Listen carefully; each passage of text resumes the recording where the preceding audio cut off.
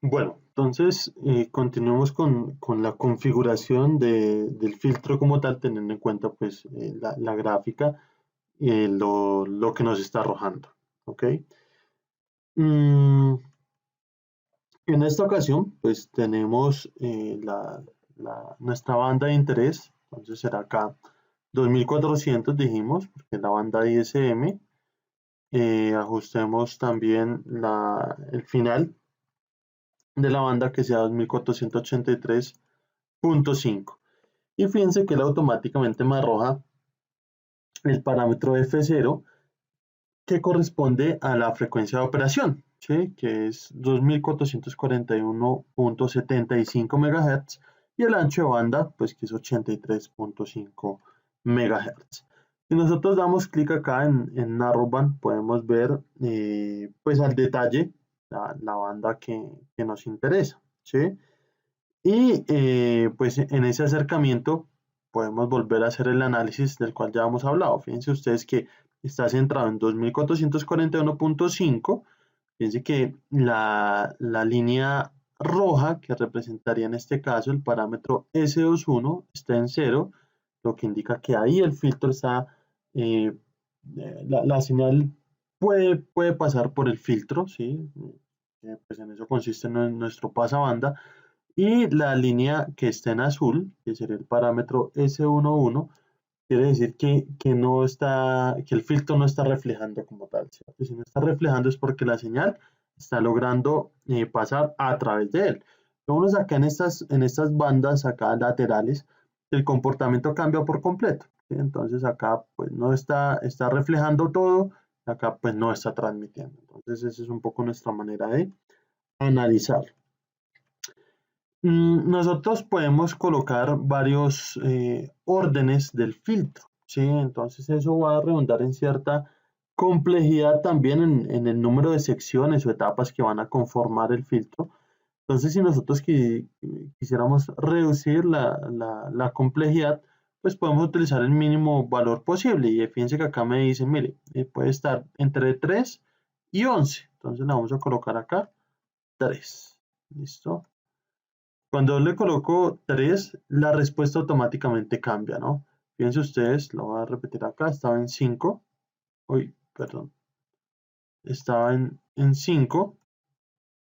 Fíjense el orden del filtro como tal. Yo le puedo poner acá 11, por ejemplo, y cada vez es más complejo. Puede que mejore la respuesta, pero eso lo vamos a ver también en la estructura, ¿no? La estructura va a ser mucho más compleja de alcanzar. Entonces lo mejor acá es, pues para nosotros en este caso, manejarlo con 3, ¿no? Que es bastante simple. Bueno, ¿qué más podemos modificar acá? Podemos modificar el ripple, ¿sí? El ripple del filtro, que es el mismo concepto de ripple, pues de baja frecuencia.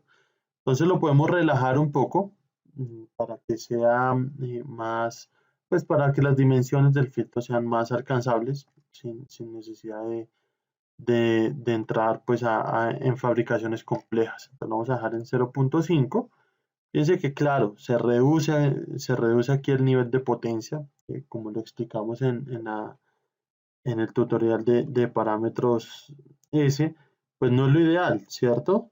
Pero bueno, digamos que tiene un nivel aceptable para bastantes aplicaciones, ¿no? Entonces ahí está el nivel de rizado que nos interesa, ¿ok? Sigamos. Bueno, entonces ahora viene otra parte de la configuración como tal, ¿sí?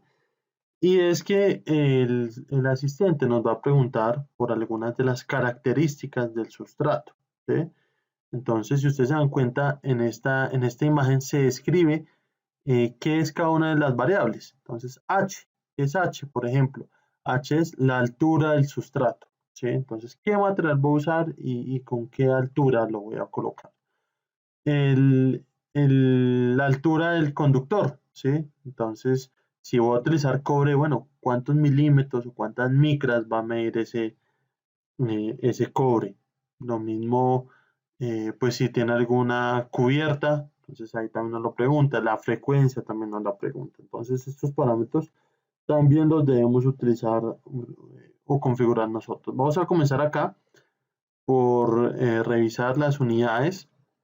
Acá están milímetros, centímetros, metros, bueno, pulgadas. Vamos a dejarlo en milímetros. No hay como nada que necesitemos ajustar.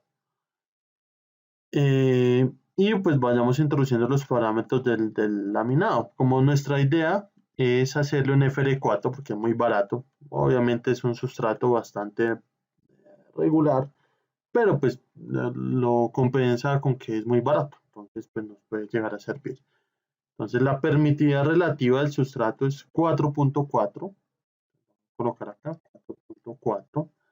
La altura de ese sustrato por lo general es cerca de 1.5, pues acá lo vamos a colocar con mayor exactitud, 1.5748, y el grosor de la capa de cobre va como de 15 a 35 micrómetros, más o menos. Dejémoslo en que son 35 micrómetros, que en milímetros sería algo así como 0.035 milímetros, ¿ok? Y la frecuencia que está ajustada en 2441.393. ¿Listo? Entonces ahí ya hicimos esa definición. La altura de la cubierta la vamos a dejar en 0 para indicar que el circuito pues no utiliza ningún tipo de cubierta, y vamos a aceptar la frecuencia por defecto para esos parámetros. Entonces, cuando un circuito de microondas se empaca en una caja metálica, la presencia de la caja altera el modo de propagación de las líneas que son impresas, de las líneas de transmisión.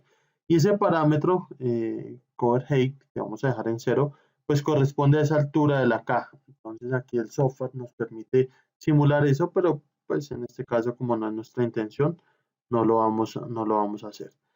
Entonces, actualmente la vista que está activa es la del layout del circuito. Y fíjense que aquí aparecen los valores de algunas variables que él mismo definió, ¿sí? Entonces aparece W1, 2.5 milímetros, S1, 0.60, bueno, 0.6067 milímetros, P1, 8.995 milímetros. Entonces, las variables que comienzan con W corresponden a los anchos de las líneas. Los anchos de las líneas microstrip son muy importantes porque son los que determinan la impedancia característica de la línea. Entonces eso es fundamental. Y de hecho, de aquí viene el nombre del filtro, Stepped Impedance. Quiere decir como que va a tener saltos de impedancia, es como la traducción que se hace de ese filtro al español. Y quiere decir que va a tener líneas de diferentes anchos. En otras palabras, pues estoy teniendo líneas de diferentes impedancias características. ¿Listo? Las variables S representan la separación entre líneas adyacentes, ¿sí? Esa separación entre líneas. Y la variable P corresponde a las longitudes de las líneas. ¿Listo? Entonces, eso para que ustedes lo tengan en cuenta. Es que es fundamental verificar que las dimensiones pues no excedan los límites de los procesos de fabricación, por supuesto. Entonces, por lo general, se recomienda que las dimensiones no sean menores a 0.3 milímetros. Claro, pues eso, hay máquinas que ya llegan mucho más abajo de eso, pero si la idea de uno es mandarlo a fabricar a bajo costo, pues la idea es que ninguna dimensión nos vaya a quedar por debajo de 0.3 para no tener problemas en la fabricación y que no nos resulte difícil de fabricar con técnicas convencionales. Digamos que por otro lado también conviene verificar que el circuito sintetizado no resulte demasiado grande. ¿Sí? Digamos que para un filtro de 2.4 GHz, pues lo recomendable yo creo que es que sea menor de 20 centímetros, ¿no? Entonces, pues en este caso creo que cumple satisfactoriamente pues los requisitos de los cuales estamos hablando.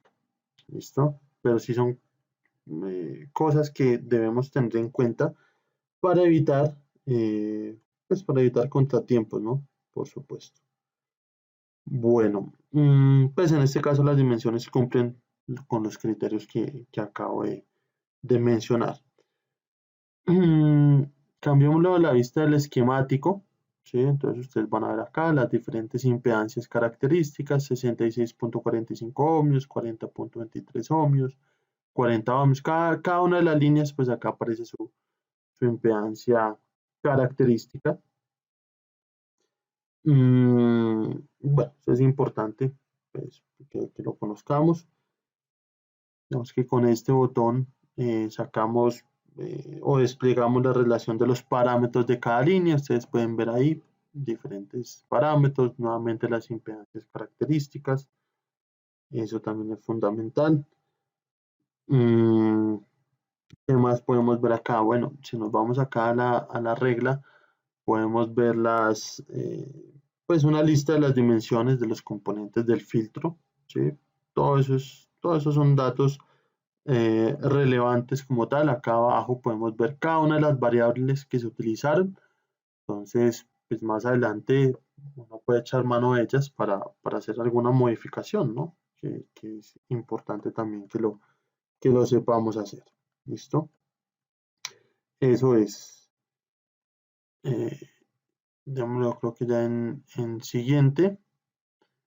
Fíjense que acá me da una última ventana, ¿sí? Donde se contiene pues un resumen del filtro diseñado, pues nos da la respuesta, podemos verificar que esté operando de la manera que queremos, el layout, bueno, las variables, está pues un resumen de todo lo que se realizó. Y por último le damos finalizar.